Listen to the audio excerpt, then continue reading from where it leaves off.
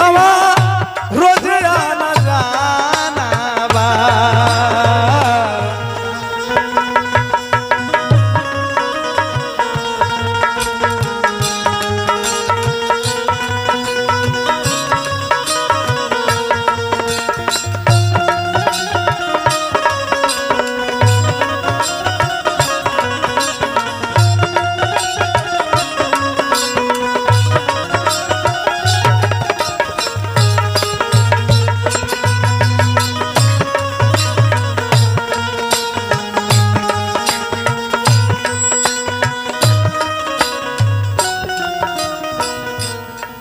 माटी के देह एकरा एक दिन माटिए में मिल जाए के बा तबो लोग मान कइले बा। आहा रमन भैया डॉक्टर साहब मिश्र बलिया निवासी छपरा का तन के ठिकाना बा ई हवा रोज आना जाना बा तन के ठिकाना बा ई हवा रोज आना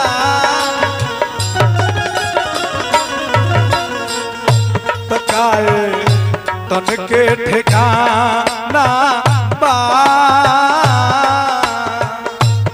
ई हवा रोज आना जाना बा तन के ठिकाना बा रोज आना जाना बा। हमारा अशोक सिंह शनिवार निवासी जेकर क्लिनिक बसतपुर में बबुआ बा बना रही अशोक भैया राजा बन के राज करे कि तेरा कोई तेरा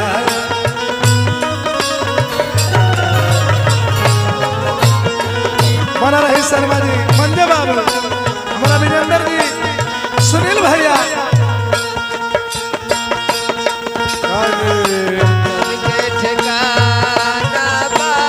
डॉक्टर नरेश कुमार जी गांधीनगर बरौली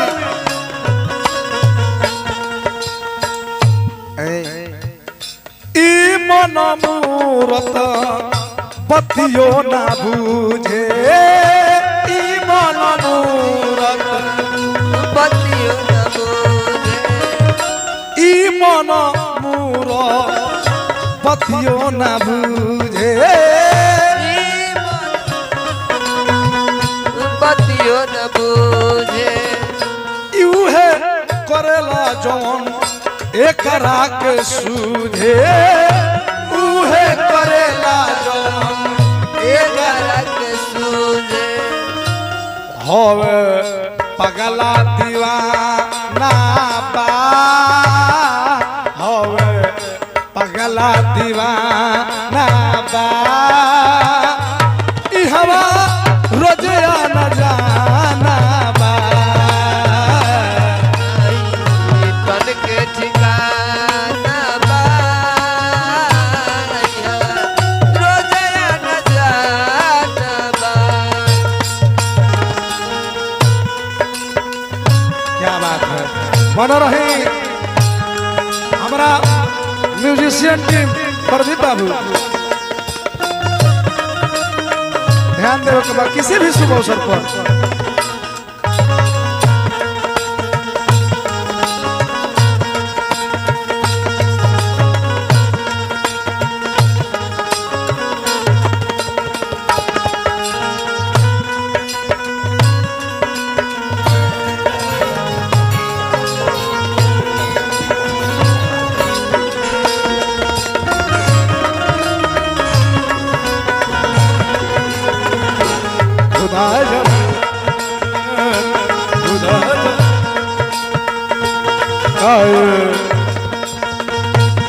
बाबा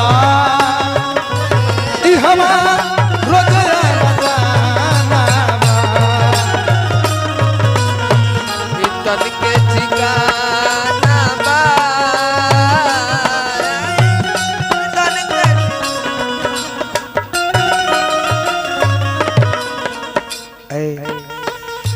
जानिए के प्रदीप जी को रेल मन मानी जानिए के प्रदीप जी को रेल मन जानिए के सजल जी करेल मन मानी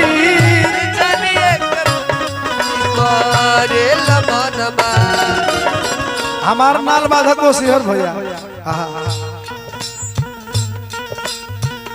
एक पर चले कहियो पहिल का कहानी एक पर चली कहियो पहिल का कहानी ई तो भूत वाला पानी बा ई तो भूत वाला पानी बा ई हवा रोजिया न जाना बा केहू के ठिकाना बा रोजया न जाना बा कहना है कतनो मनाई सोन संग दिल हो कतनो मनाई सोनू संग दीप डबलू डबलू बभनवा नहीं आवे नो जो